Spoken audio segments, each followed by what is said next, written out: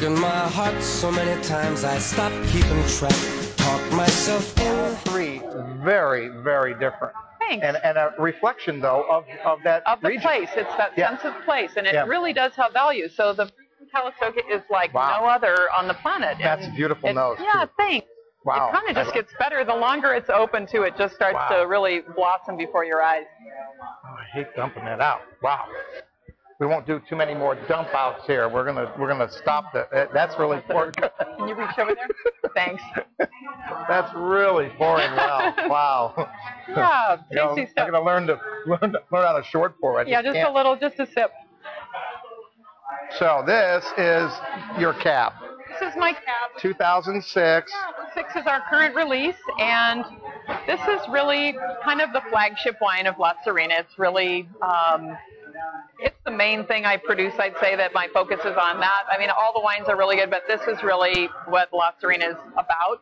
And it's kind of picking up where I left off at Screaming Eagle, really. A lot of people that loved what I did there, they can still find that same, style of winemaking with this wine.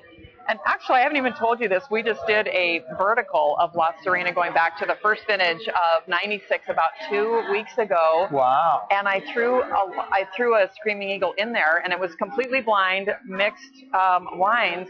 And I was sure this was the Screaming Eagle. And I was dead wrong. It was my '06. And I was so shocked because, I was, because it smelled exactly like what I used to make for them. I was like, oh, and I actually said to myself, hello, old friend, and then and it wasn't no, but what a great surprise. It was my own stuff. So I'm like, wow, that's cool. So all right, very cool. Yeah, so I'm coming pretty close with my blend to now is there a thought in the future of having some verticals available? Is that yes, some that is definitely in the works. Yeah, and that was one of the purposes of doing our vertical tasting of 12 vintages, was to write some winemaker notes about that, or tasting notes actually, with our panel. We had 7 tasters. We all took notes that will consolidate into a little booklet or a little pamphlet of some kind that we can kind of just recommend drink or hold kind of options if people have some of these older vintages in their cellars.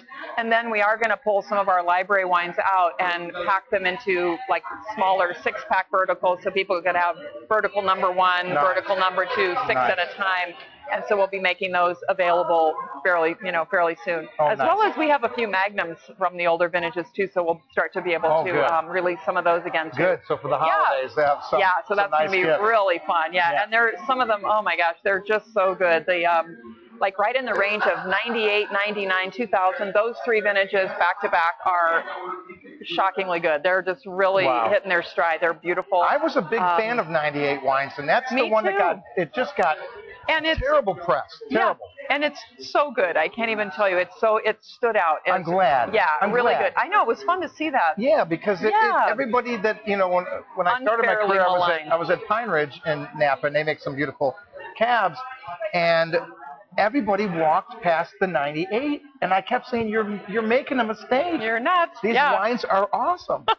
And they turned out to be pretty darn good. They turned out to be really, a producer that maybe controlled the vineyard more and waited a little longer to pick, right? That's right. If they were, if they had an experienced winemaker that didn't just give up on the vintage, but work really hard to make it good, those wines were successful, and so they're worth seeking out. But they're really tasty. So it was really fun to go back and taste. Well, good. I'm looking forward to that. We'll have some verticals. That'll be very fun. I always like verticals.